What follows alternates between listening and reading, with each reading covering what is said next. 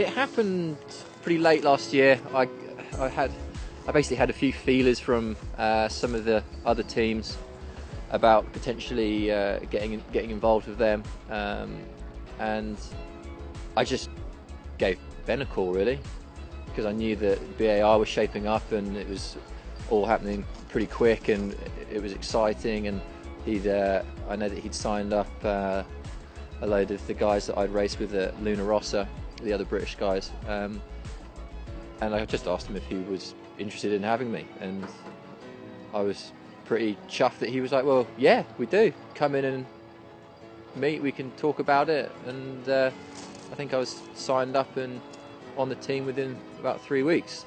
So yeah, it was quite exciting really.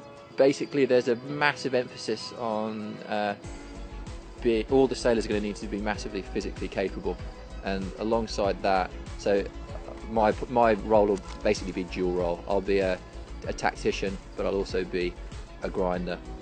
So I'll be inputting a lot of the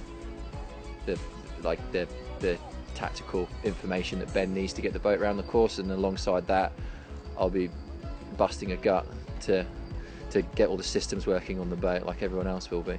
The boats are massively fast, there's a lot going on, and not only just to make the right decisions but just to get them through manoeuvres, and everything happens very, very quickly, and time basically speeds up, and then you feel as if when you get back in your Olympic class, time just slows down and you've got a bit more time to make sure that you're making the right call. And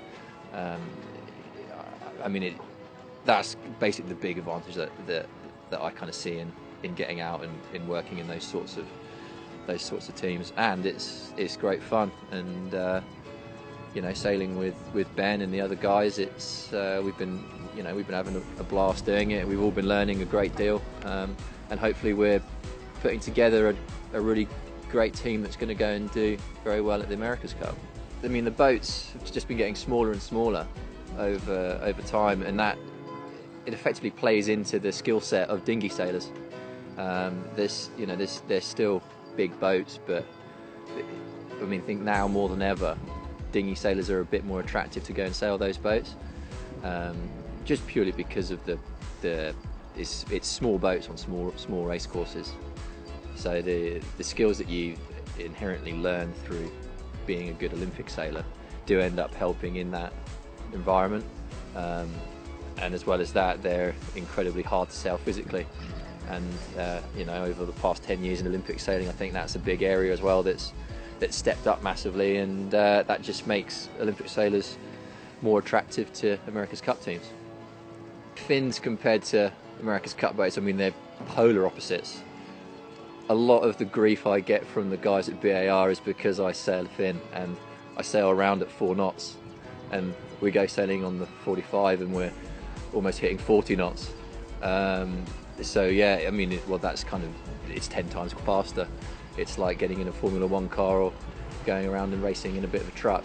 I mean, don't get me wrong, I love racing my truck, but it is pretty different to racing around in an F1 car. But there's a lot of transferable skills, and you know, they're both incredibly enjoyable. We all get on really, really well, and we're all good mates.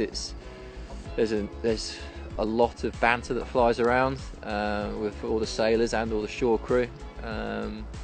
So yeah, we have a great time, but at the same time we make sure that we stick to the job and we get everything done, and we're doing our utmost to learn as much as we can to get the boat as fast as we can for the America's Cup.